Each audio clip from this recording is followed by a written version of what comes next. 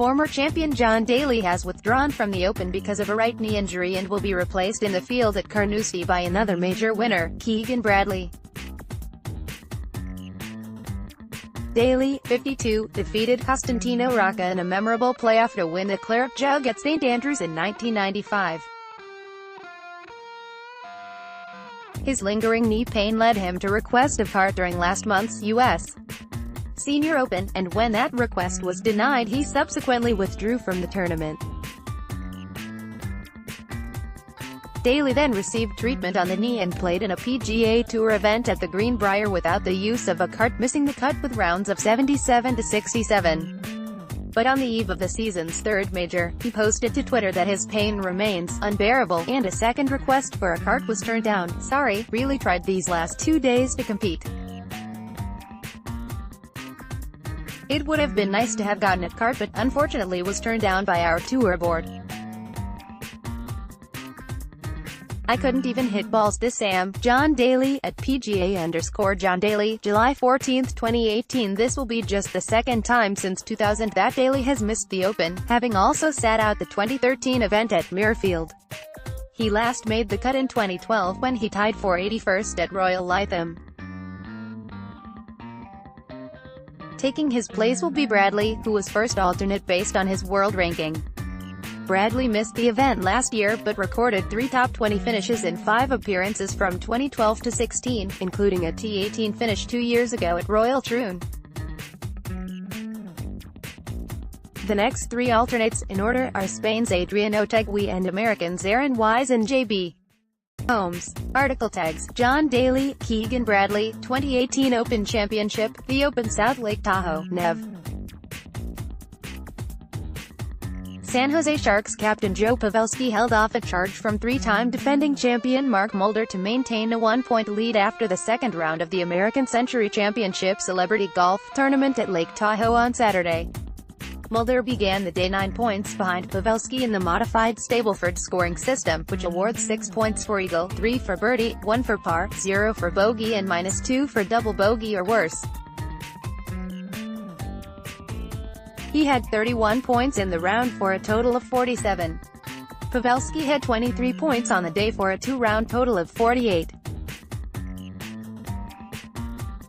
Former Dallas Cowboys quarterback Tony Romo, 44, former NFL quarterback Trent Dilfer, 43, 2-time winner and former NFL quarterback Mark Rypien and former tennis standout Marty Fish, 39, followed. Former NBA star Ray Allen, 38, MLB Hall of Famer John Smoltz, 35, and Green Bay Packers quarterback Aaron Rodgers, 33, were also in the hunt. Steph Curry, among the leaders after an 18 in the first round, fell back and was at 28 points. Mulder, a former Major League pitcher, had just 4 points after 15 holes on Friday, but since then he has tallied 43 and is now in position to win the tournament at Edgewood Tahoe Golf Course for the 4th straight year. Full field scores from the American Century Championship, so I couldn't hit it worse than I did for the first 15 holes yesterday, said Mulder, who last year became the first player in the tournament's 28-year history to win 3 straight times. "So I was kind of excited to get this day going and luckily made a few putts and got that ball in the hole." Pavelski's best finish in 2 previous appearances was 10th. He knows he's going to have to hold off Mulder if he's going to win his first celebrity golf tournament. "I hung in there in a good position," Pavelski said. "I'm excited to play with the guys tomorrow. There's some good golfers, and they've proven themselves. And Mulder's the guy to beat right now." Sunday's final round will be televised live on NBC at 3 p.m. ET. Romo, who has competed in U.S. Open qualifier tournaments, said there was no magic to his strong round Saturday. "It's probably because I'm just actually a better golfer, to be honest," said Romo, who is an NFL analyst now. "I wish it was. I'm more comfortable or mentally stronger or something. No, I've had more time. I've put more time in." Former NBA great and crowd favorite Charles Barkley was alone in last place in the 92-player field with -63 points. Article tags: 2018 American Century Championship, Mark Mulder, Joe Pavelski, Gillane, Scotland. An 11-hour sleep and a hearty Scottish breakfast sparked the latest impressive round in Russell Knox's glorious summer of golf, putting him in contention to seal back-to-back wins on the European Tour at the Scottish Open on Saturday. Knox mastered the windiest conditions of the week over the Gillane Links to shoot a 4-under 66 in the third round, leaving him 2 strokes off surprise leader Jens Dantorp, 68, and 1 behind a 6-way tie for second place in the event used as a tune-up for next week's Open Championship. The Scotsman doesn't want the summer to end. After placing 12th at the U.S. Open last month for his best finish at a major, Knox was runner-up at the French Open and then won the Irish Open last week thanks to consecutive 40-foot birdie putts on the 72nd hole and first playoff hole. Now, he's got a great chance to win his home championship, a week before heading to the Open, also in Scotland. There is also potentially the not-so-small matter of a first appearance at the Ryder Cup in September. "I'm loving the way I'm swinging and the putts are going in," Knox said.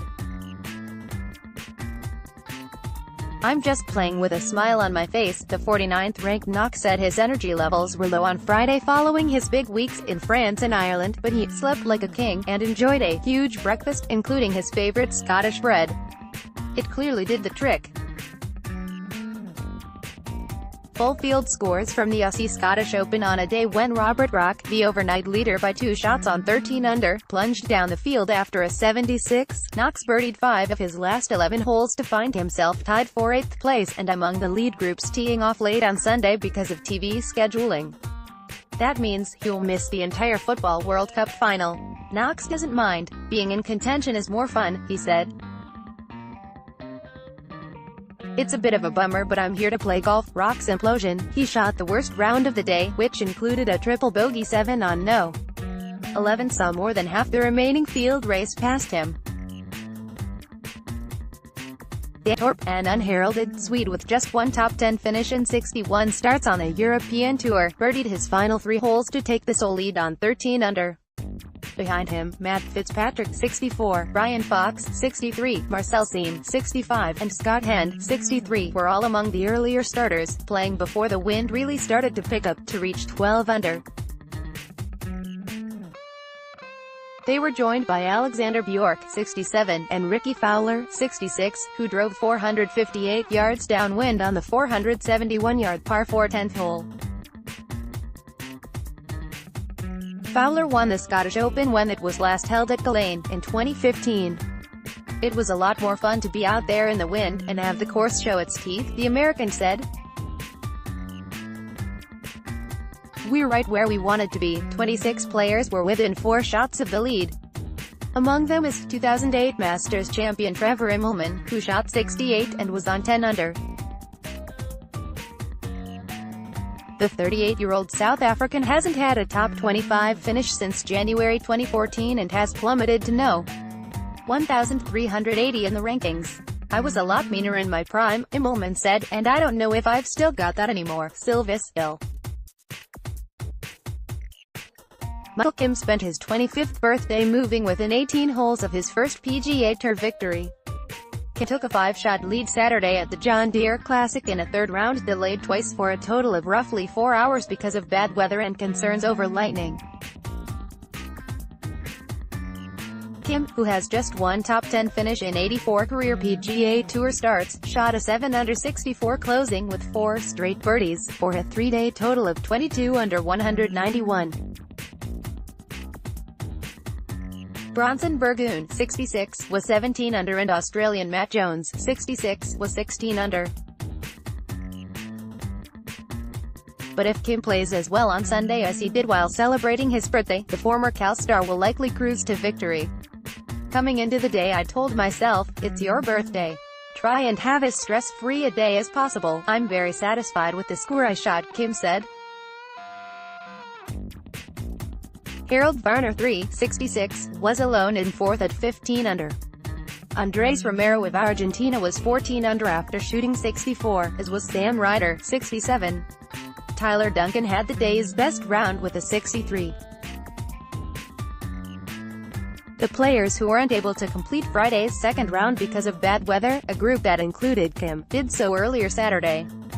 The field was then subjected to 2 more weather delays, this time of 2.5 hours and then 1.5 hours. The interruptions didn't bother the birthday boy. Full field scores from John Deere Classic articles, photos and videos. Kim was the NCAA Player of the Year for Cal in 2013, but he's yet to stand out as a pro. His best finish on tour was a tie for third at the 2016 Safeway Open.